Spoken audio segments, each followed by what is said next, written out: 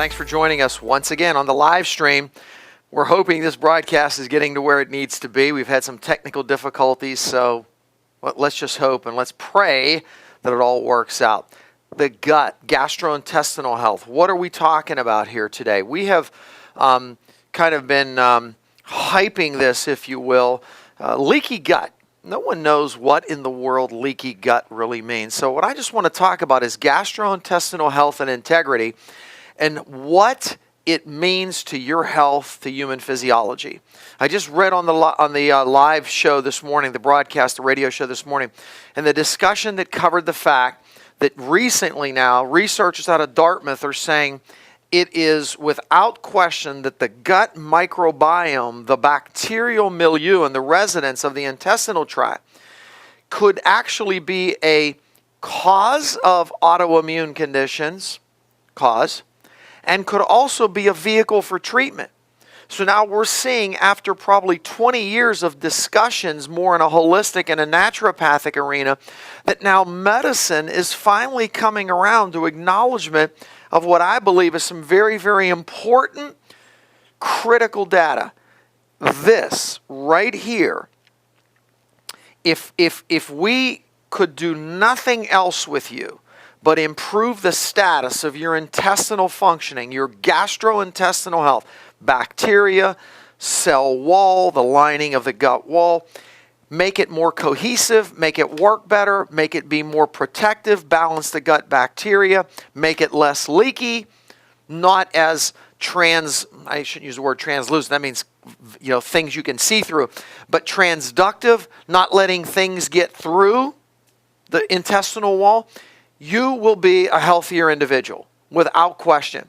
Before we get to the actual teaching here, I'm going to read you real quick out of the Psalm. And I think I've read this one before when I've done these live streams, but I feel impressed to go back and read it again. So many of us battle fear. We battle anxiety. You have illness maybe in your family, or maybe you're going through a difficult time and we lack rest.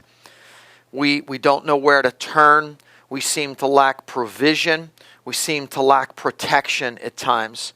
And I want to read to you just a couple scriptures. And it says here in Psalm 91 that whoever rests, in my mind, in the shelter of the Most High, will rest in the shadow of the Almighty. To me, when you start looking at it, rest means to have relief from, to have freedom from trouble, from anxiety, from disruption. And there's more meaning to that, and I'll probably get to that in the second part of this broadcast. But the real key here is we battle distress, anxiety, which many times leads to fear. We battle areas of our lives where we don't know where our provision is coming from. We battle insecurity, whether it be financial, whether it be marital, whether it be relational, whether it be your future, the direction. You could have the loss of a loved one, and there's tremendous angst. I cannot make that better for you. Another human being cannot. There's only one that could give you rest, refuge. I will say of the Lord, He is my refuge. He is my fortress, my God, in whom I trust. And surely He will save you from the fowler's snare and from the deadly pestilence, and He will cover you with His feathers. Under His wings you will find refuge, and His faithfulness will be your shield and be your rampart. Shelter means to have a place of provision, a structure that covers, that protects. To dwell means to remain, to keep focused attention directed, to be resident. A refuge means a fortified place, protected from and against attack. But then there's two areas that I think are important, that it's incumbent upon us in these difficult periods to take a step towards Him. Verse 9 of Psalm 91 says, if you say, you've got to step out. I have to step out. If you say the Lord is my refuge, and you make, see, these are active choices of your will. If you say the Lord is my refuge, and if you make the Most High your dwelling, we have got to be hidden in this word No harm will overtake you, no disaster will come near your tent, for he will command his angels concerning you to guard you in all their ways. They will lift you up in their hands so that you will not strike your foot against a stone. Remember, Jesus quoted this to Satan. You will tread on the lion and the cobra, and you will trample the great lion and the serpent. Because he loves me, says the Lord, I will rescue him. I will protect him, for he acknowledges my name. If you will say, the Lord is my refuge, and you will make the Most High your dwelling, and because you have acknowledged his name, God promises, I can't, provision, protection, rest, free from fear, even in the midst of your difficulties. I don't know how that always happens and works. It's a God thing. That's all I can tell you. Hey, let's get into the meat of the gut health, gastrointestinal health. So a couple of the key areas here today. Leaky gut, protection. How does it tie to the liver? Your liver and the gut wall are intimately involved. Everything that makes its way through your stomach, if you will, everything that makes its way out of the gut wall, through the intestinal wall, into your circulatory system, goes eventually to the liver. So whatever's happening here in the gut, whatever damage and compromise, it eventually will affect your liver and will cause some damage to the liver. What are we really after here? We're after a damaged intestinal wall, a compromised intestinal. You say, well, how would I know that? Well, you could do lactulose mannitol tests to see if you recover it and if you've got leaky gut, etc. You can. But I'm going to tell you, I'm going to get into a couple of the basic principles for most people as to why they probably to some degree do have this. They just need to have some improvement take place to intestinal wall.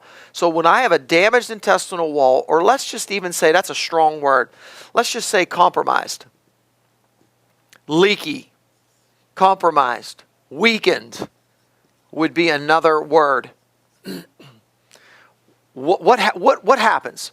Well, we just saw now that even Dartmouth is documenting and saying, we can relate MS and other autoimmune diseases to damage, to distress, to an imbalance of the gut microbiome, the flora.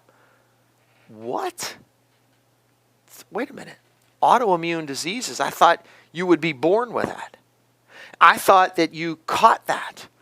No, I believe that most autoimmune diseases have a genetic tendency. You have a leaning.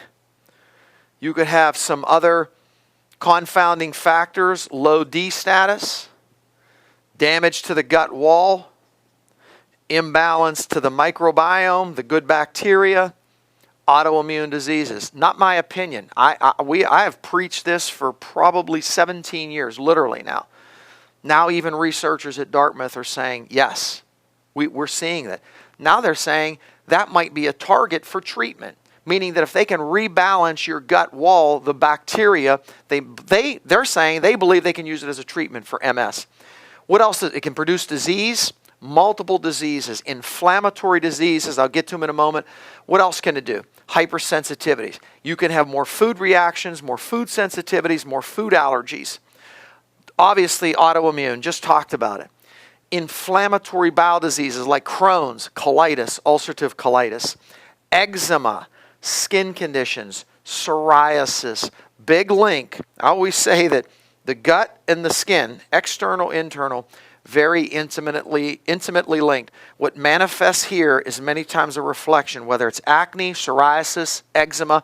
What manifests here is a reflection of what's going on here. Irritable bowel syndrome is a result of compromise, damage, imbalance. I don't want to keep being repetitious, so I'm going to I'll just keep going back, and now I'm just going to say leaky gut. You're understanding what I'm after. Chronic fatigue syndrome, chronic pancreatitis, chronic hepatitis, pancreatic insufficiency, pancreatises. I mean, we call them spondyloarthropathies, inflammation in joints, inflammation in musculature. I believe even fibromyalgia, and very specifically, I already have it up here somewhere, chronic fatigue, There's very specific links to gastrointestinal leaky gut. This is a small smattering. There's more. But the whole point is, whether it's an autoimmune disease that attacks the nerves in your eye, whether it's an autoimmune disease that attacks the central nervous system, MS, and damages the myelin sheath, the protective layers, whether it's an autoimmune disease that attacks the connective tissue, systemic lupus, whether it is an autoimmune disease, rheumatoid, that damages the cartilage and destroys and eats away literally at the cartilaginous structure in your joints. You name the autoimmune condition, I'm not going to say every single one, but there's very specific links that go back to this. So whether it's inflammatory, whether it's immune, whether it's chronic immune deficiencies, I don't know what to say. There is strong links. It would probably be errant of me to say that this holds all the answers to all the, quote, disorders and manifestations of disease. And that would not be fair. That would not be honest of me. What I will say is that it plays a very key role. It's a major player. So why don't we just get busy at trying to get to the root and do some work of repair and restoration. All right? So we're going to move on from here. Just I'm curious. I don't know what's happening. Any movement on the website or whatever? Yeah, we're good. All right? So if you folks, I guess it doesn't matter because you wouldn't be listening to me. Well, whatever. We're hoping and we're praying that now that our website is rocking and we're okay and they got it squared away, that you can go to the website. I don't know if you want to send out an email or whatever, but we're hoping that it's all good. Okay, let's move on. So we talked a little bit. I made some notes, so I don't want to mess up my notes here. We talked about the damage. We talked about the. Let's just go over to kind of the triggers. Let's talk about that right now. Okay, what can trigger this damage? What can cause the problems? Well, we know that viruses. Donna says on there, she says, it's all good. It's all good. Donna, hallelujah, girl. Thank you, Donna. It's all good. Thanks, Donna. I appreciate that. I needed to hear that. It's been an interesting morning, to say the least. Viruses, bacteria, non-steroidal drugs, ibuprofen, naproxen, meloxicam. You use them regularly. Antibiotics, stress, high cortisol because of high stress, a low fiber, high sugar, lots of processed foods, chemotherapy. I mean, the list goes on. That's just to name a few. Antibiotics. Oh my gosh, how could I forget antibiotics? So all of this, you say, well, wait a minute, I don't have viruses and I don't have bad bacteria in my gut. How do you know? You could have just gone to a casual local restaurant, you and your family, and you consume some food that's poorly handled. H. pylori, we see it happening all the time, inducing ulcerations to the lining of the intestinal tract. Antibiotics, high stress, high cortisol. What a lot of this does is weaken the mucus barrier. And I'm going to come back to this. I'll wipe this off. But this is just a smattering. So like alcohol. All right? Alcohol consumption, anti-inflammatory drugs, high cortisol, high stress. You're under a lot of stress. Viruses, bacteria that make their way. What about even like protozoa? What about even parasites? All of these components, you could have 1, 2, 3, 4, or 7 or 8 of these all working. Maybe you've had a history of antibiotic use. You've had some exposures. You've traveled out of the country, or you've eaten at a restaurant where there was poorly handled food.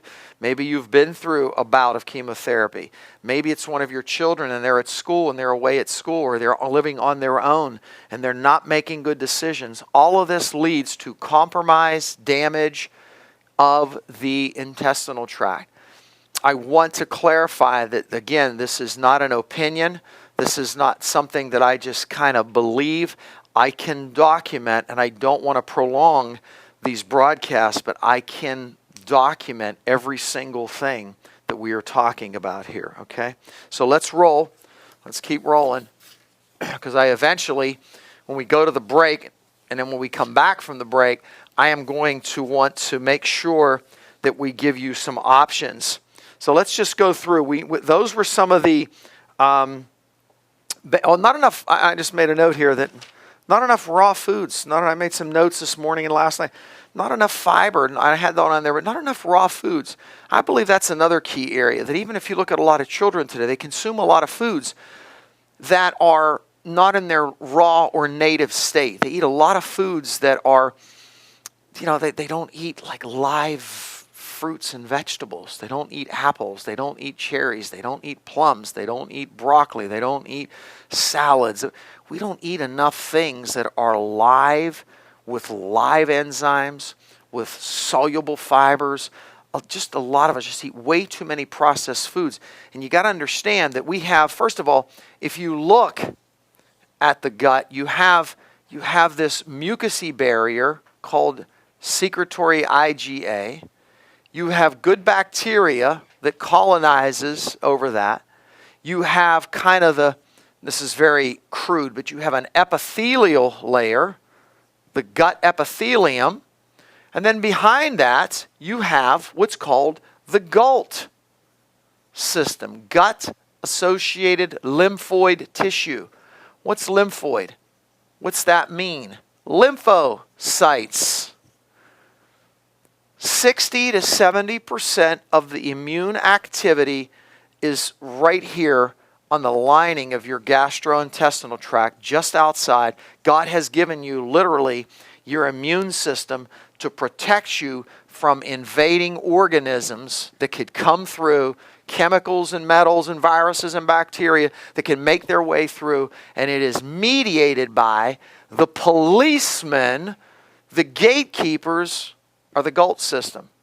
The original gatekeepers are to keep this with very tight, there's two things here. Something called, if I could just blow this up, we have what's called jejunal gap junctions. So pretend this is a slice under a microscope of your intestinal wall. You have little tiny gaps, canals. They're called jejunal gap junctions. Through this, particulates of food roll through and get into your circulatory system.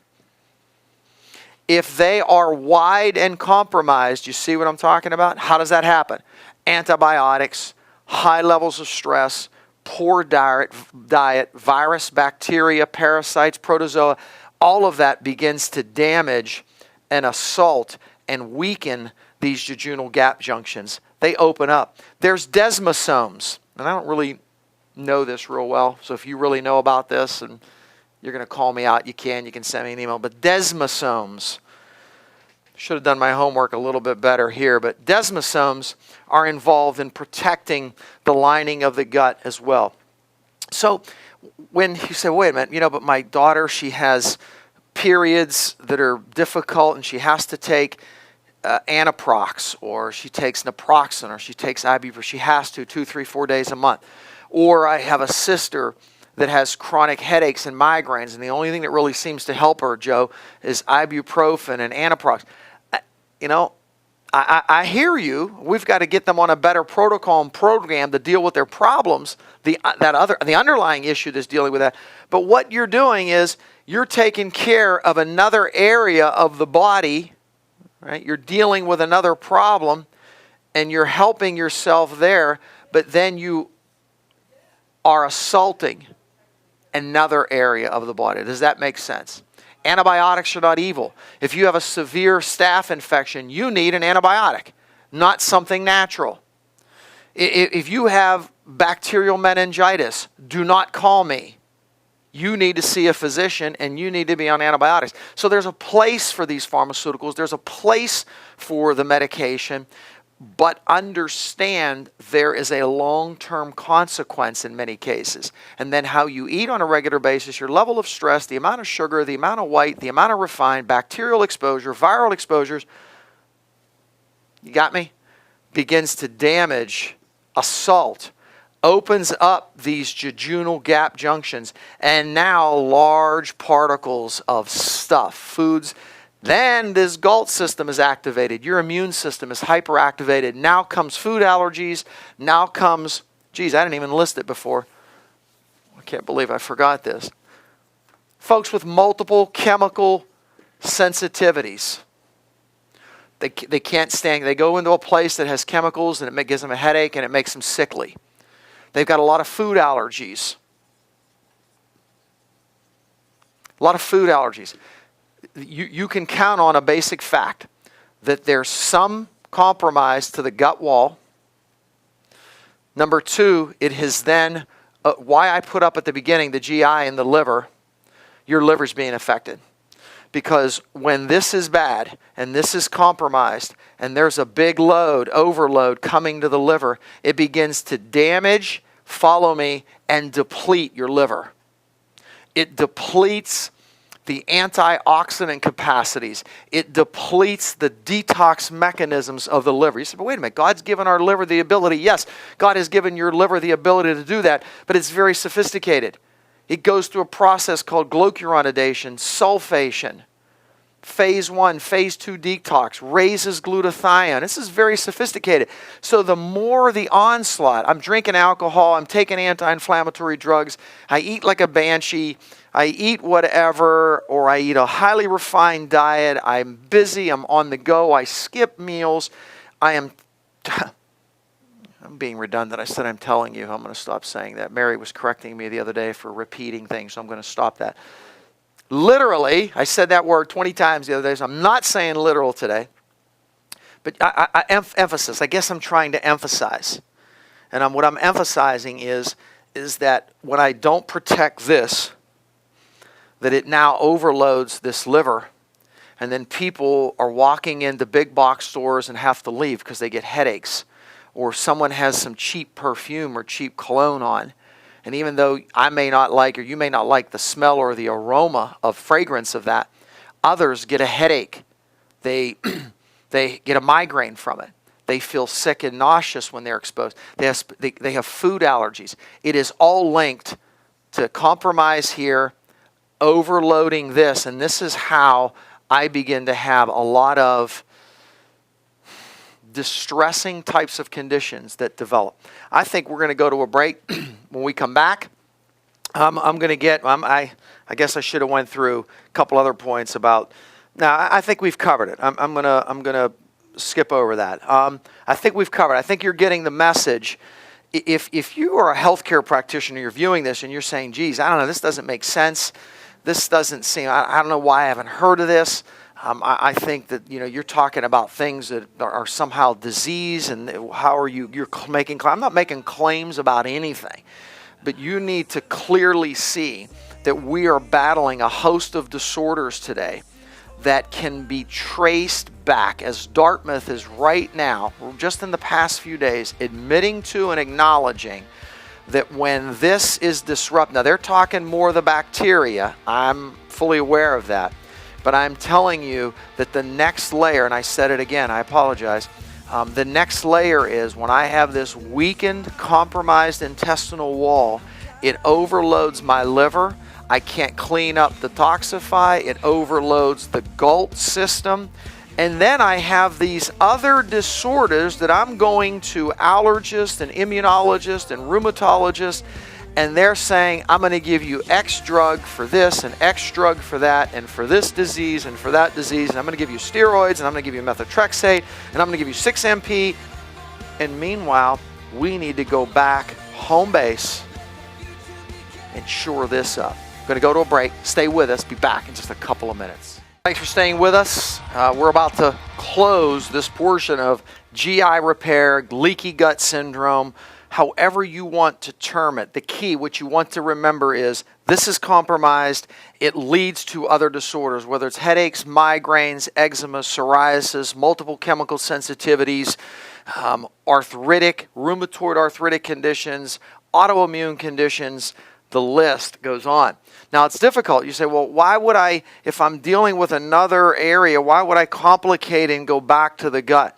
because that could be the root, that could be the underlying theme to why you're battling what you battle. Let's get back to how do we do the work of repair? How do we put you back on track? We spent about 20 minutes on 30 to 30 minutes on all the negatives, but always, I have to lay groundwork so that you're aware of what we're dealing with. So let's get back to the board. Limit your exposures.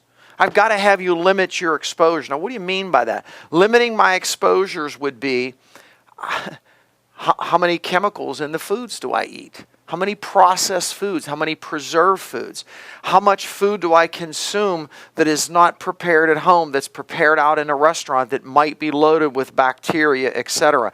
The exposures to me, are bad bacteria, white, refined foods, low fiber, low residue, not enough live foods, components, non-steroidal drugs we've talked about. I've got to get you off the NSAIDs. If you're using them for chronic headaches or migraines or premenstrual syndrome or PMS, we've got to find a way, and I literally mean this, we have to find a way to limit those exposures because that continues to create a vicious cycle. Once you have damage to the gut, and you overload your GALT system, the immune system, the lymphocytes that are made on the lining of the gut, you then, the next stop, remember, is the liver. I've overloaded, I'm stressing the liver. Alcohol, aspirin, non-steroidals, high stress, poor diet, assaults to the liver. I've got to find a way to begin to limit those exposures. Number two, I've got to work at repair. So that might mean something like a mucosagen. Now, mucosagen is unique, and why I like it, because mucosagen, and this focuses just on the gut principally, but it has a little bit of vitamin A, it has zinc carnosine, it has glutamine that helps repair those jejunal gap junctions we discussed, N-acetylcysteine, that raises glutathione that protects the gut and the liver. It has N-acetyl D-glucosamine, not just straight glucosamine. This is important because this particular nutrient, this is not for your joints, this is for those jejunal gap junctions. N-acetyl D-glucosamine is different than just straight glucosamine.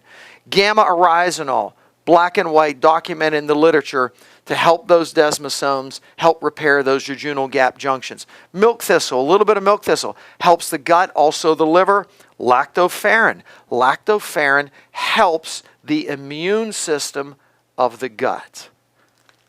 Mucosagen. We might do Metaclear, kind of a scaled down version of this, but then what Metaclear or Metaclear Plus has, straight Metaclear does as well, it has more liver support agents. So as we discussed, that not only am I dealing with the gut, but I also have to deal with the GALT system, right, which is right outside the gut.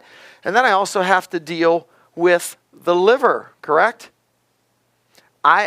These agents, some of these detoxifying agents, help the gut to repair, and they help the liver to detoxify. You see the link.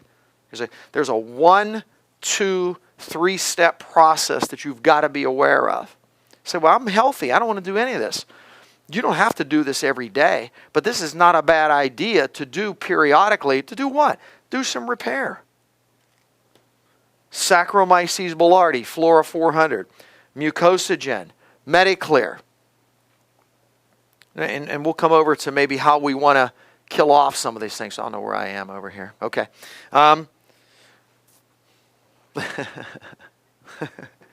We're very loose. At times we're very unprofessional, but it's okay.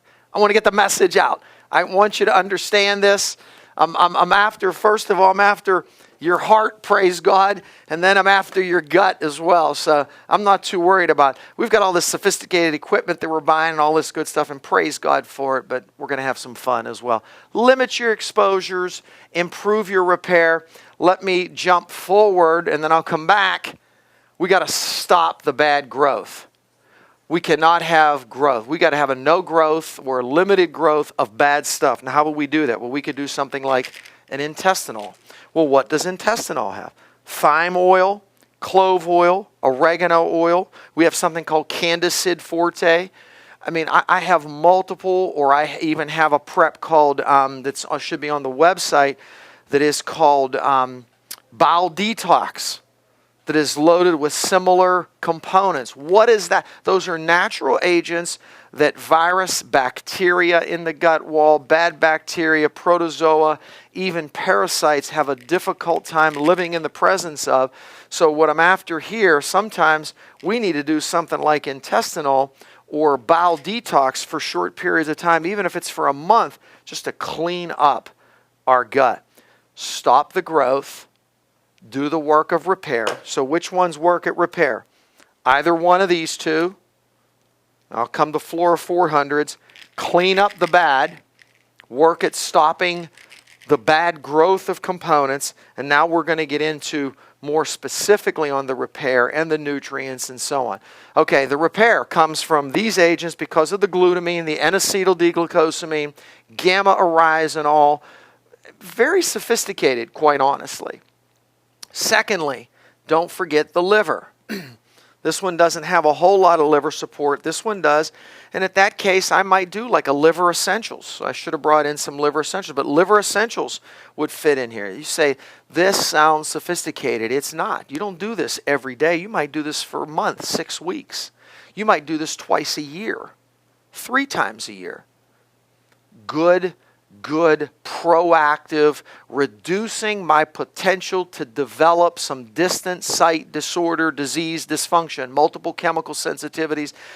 Often, sometimes folks with migraines, put them on an elimination diet, high doses of magnesium, have them do cervical stretches, hydrate them better, do this, gut repair.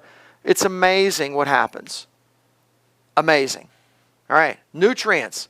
I've got to be on a nutrient-rich diet. I've got to be on fruits and vegetables and foods that provide live nutrients, lots of soluble fiber, grow good bacteria, and insoluble fiber that helps to adsorb toxins and move them through the intestinal tract.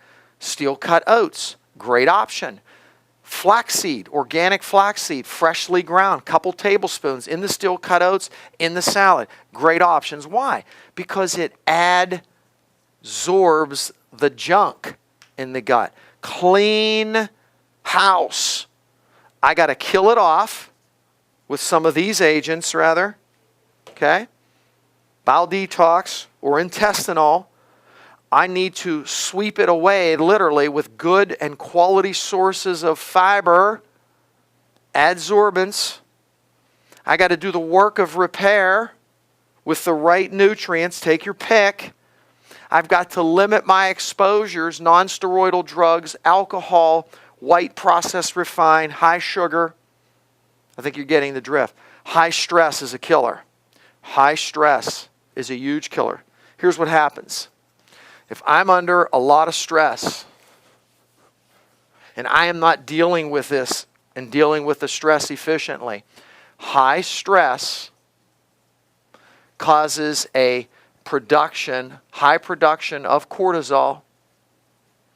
That cortisol in turn begins to weaken secretory IgA production.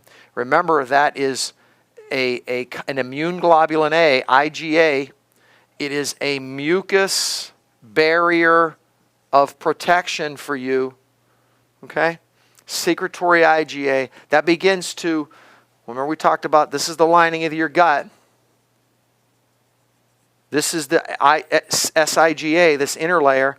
Then on top of that, you kind of, however we have it interspersed, we have good bacteria. Then here's the epithelium, right? Back here is the Galt system.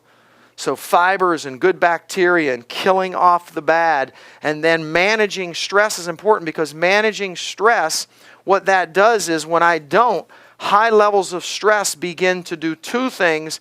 It lowers the SIGA and damages serotonin production amongst, this is incredibly sophisticated. Incredibly sophisticated. This is a toned down version. This is, made for TV kind of a thing, okay? Now, the high stress, the high cortisol begins to wipe away that mucus barrier.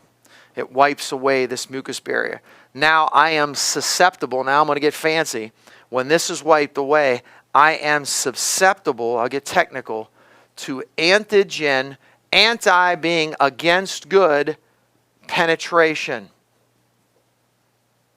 Antigen, that means bad stuff getting through. What happens then? It activates the GALT system. It aggravates my immune system. I can now develop an autoimmune precursor type condition. And then where does it end up? Liver. It assaults my liver. Why I'm big even on buffered C. Take it every day. Every day. Why? Because it helps support the liver. All right, so where were we? We left off at repair. We talked about bad growth. We talked about some of the repair mechanisms. I talked about fiber. I don't want to have my back to the camera. Not a good thing. So here's what we got to do. Josiah's laughing. Don't laugh. We're just having some fun, brother. Oh, man. Okay, here's my trusty notes that I made this morning. Limit your exposure. Kill off the bad. Let's talk about Saccharomyces boulardii. That's a good point. Why Flora 400s? Why Saccharomyces boulardii? Why? Talked about lowered SIGA, right? Lower secretory IgA. The only true, most probiotics can do this to a degree and to an extent, but the only one that does it documented and extremely well, secretory IgA, can encourage the growth of the mucus barrier of protection. So that's why a lot of times when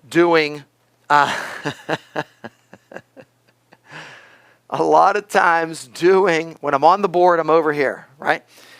When you are doing a repair gut protocol and you're doing support, I will often not use a multi-spectrum probiotic. Not that that would be bad, but a more effective approach is Flora 400. 400 milligrams of Saccharomyces boulardii. Why? Because I'm specifically after this. There's rhyme and there's reason. What other notes? We talked about gamma rise. Now, essential fatty acids, quality omegas play a role here as well. So quality omegas will play a role. Ultimately, remember the fiber component. Occasionally, I will do some L-histidine, depending upon the situation, or if someone has a lot of hives. I'm going to teach you something real quick, and we are definitely out of time. L-histidine could be really critical. Here's why. Right now, we have a lot of folks that are blocking acid production. They're acid-suppressing drugs, proton pump inhibitors. Understand that when we suppress natural hydrochloric acid production, that opens up the door to allowing bad things to grow. That's one of my tenets of discussion that really irks me about massive. Is there a place for them? Absolutely there's a place for them, but not the way we're using them for years and years and years, maybe with the exception possibly of Barrett's esophagitis, but that's even being called into question. But the point is, when I don't have adequate hydrochloric acid production, I can't make pepsin efficiently. I can't break down those proteins into peptides. It's a chain of events. So literally, sometimes what I'll do is I'll do some L-histidine, 500 milligrams, before your meals to have you, instead of using betaine, but to have, what does your body, it uses histidine. This is an amino acid. Your body converts this and helps you to naturally make more of your own hydrochloric acid in your intestinal tract. What is important about hydrochloric acid? Hydrochloric acid is not evil, contrary to commercials and contrary to what you hear in the medical community. Hydrochloric acid helps you to digest. It helps to kill off bad. It creates a bad environment for things to grow. It helps you to absorb your minerals. You know that folks that continually block hydrochloric acid in their intestinal tract are more susceptible to bad bacterial overgrowth. They have higher rates of Clostridia difficile. They have some studies show some higher rates of H. pylori infections. They are about 30% more susceptible to pneumonia, lower respiratory tract infections, higher rates of lower digestive disturbances. I'm trying to take care of this, and I'd create a problem lower. Higher rates of diarrhea, infectious diarrhea. So why will I use histidine? Precursor, try to make some good bacteria. I hope you get the message. This intestinal tract of yours has a complete relationship to your intestinal integrity. Not only to your intestinal integrity, it links over to your immune system. Not only to your immune system, it can be a trigger for autoimmune conditions. And then from there, name it. Multiple chemical sensitivities, food allergies and food sensitivities, headaches, migraines, arthritic conditions, autoimmune. I've gone through it. I don't want to bore you with any more of the jargon, but I would hope you gathered one thing, that there is significant benefit that comes from healing and repairing and restoring your gut. To some degree, all of us battle this problem. Some of you, it's off of the charts. To some degree, I can't think of, someone in this life not having some level of digestive issues because of the issues, because of what we're talking about here. What would be the most kinds of foods to stay away from? That would be GMOs. Some labels do not list them. And what fruits and vegetables? Some organic labels may still be GMOs, I heard. You're right. I would say that I don't know that there's a surefire way to do this 100%. Here's what I would say. If you can eat some fermented foods, that's going to help you. For right now, as many locally grown fruits and vegetables. Could I say organic? I'd love that. I try to eat predominantly organic fruits and vegetables the bulk of the time. If you can, that's what you need to try to do. The whole key is more alive, more whole, more real, less genetically modified foods. Most of the corn is genetically modified. Most of the soy is GMO. We know absolutely that wheat is massively genetically modified.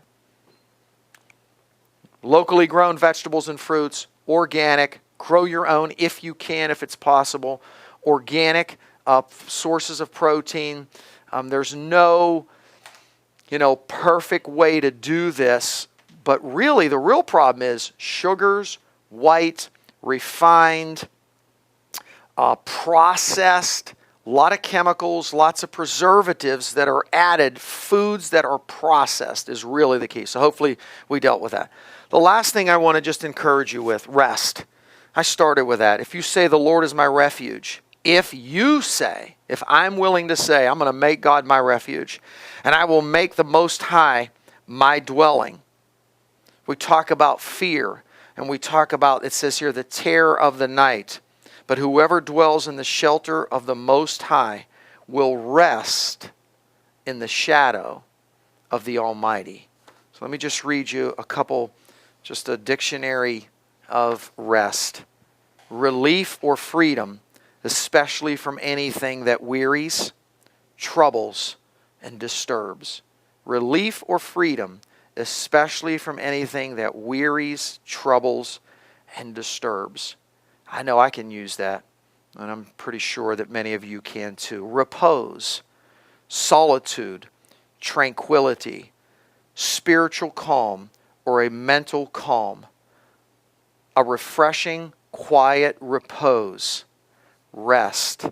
So when you think of the word rest, it says whoever dwells or abides in the shelter of the Most High will rest in the shadow of the Almighty. God bless you. Thanks for being with us. I hope you've enjoyed. I hope you have a good takeaway message. I believe that you will. I'm sure we went over again. I apologize, but I hope you're blessed by our time together. I got a lot of good ones coming up. We're going to talk about chronic pain in upcoming. We got a lot of old ones that we've not old in the last 6 months. They're on the website. Go back and view them. We will do one on why women grow so much facial hair. What can you do about it? Are there specific types of laser treatments that can really produce long-term loss of this hair? But what I also want to deal with is why do we have so much of it? What's at the root of that? Hormones, how hormones are affecting you, insulin resistance. We got a lot of good stuff coming up. God bless you. Tell some of your friends and neighbors to go in and view this. Thanks for being with us. Blessings to you.